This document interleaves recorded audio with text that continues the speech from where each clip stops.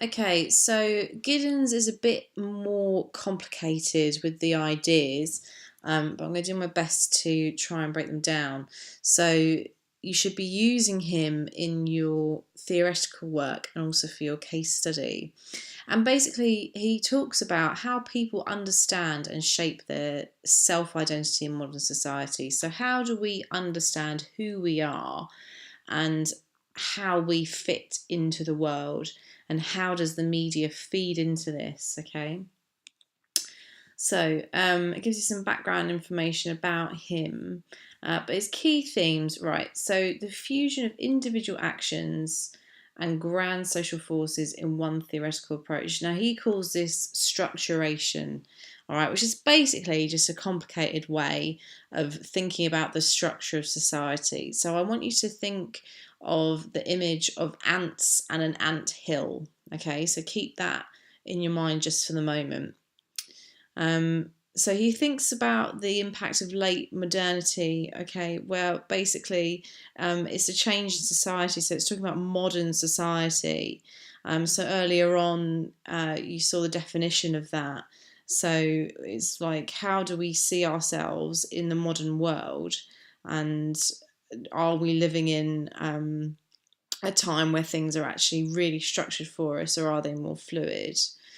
So all the activity that they're talking about, people who make changes in society, whether that's campaigning or protesting, or women getting into parliament, or more women getting into the media, or on a local scale, with local councils and making changes in the wider world. It all reflects back on society.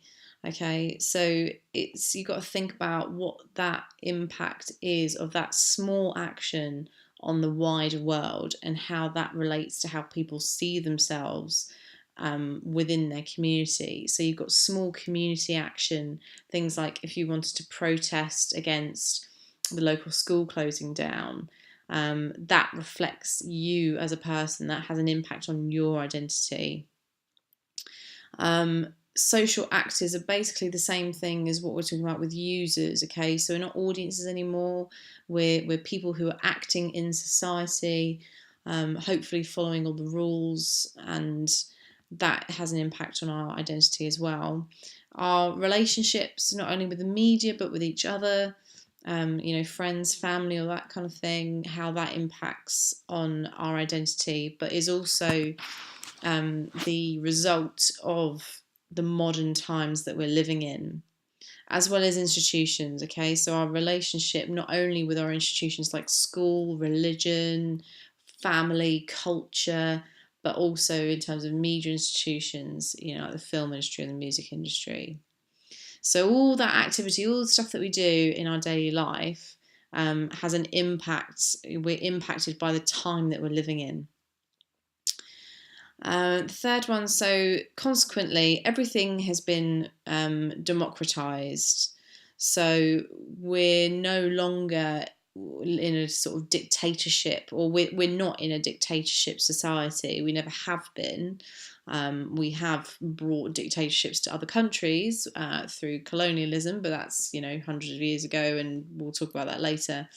So everything in our world has become a democracy. We have a voice, we have an opinion, we're allowed to have an opinion.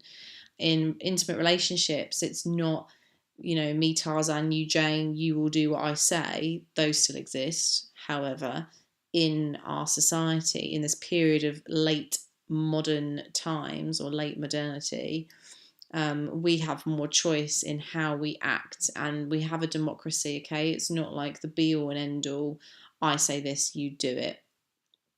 And then he has a look at globalization. So globalization is creating one global culture. Okay, if you think about how social media has created a global culture and like global understanding, McDonald's has done it pretty well. They're a global company. You put that M sign anywhere in the world, even in the back, waters of Africa, and they will understand what it is because of globalization. So that message of McDonald's has reached far and wide. to create one global understanding. It's like Disney as well, or even Shakespeare.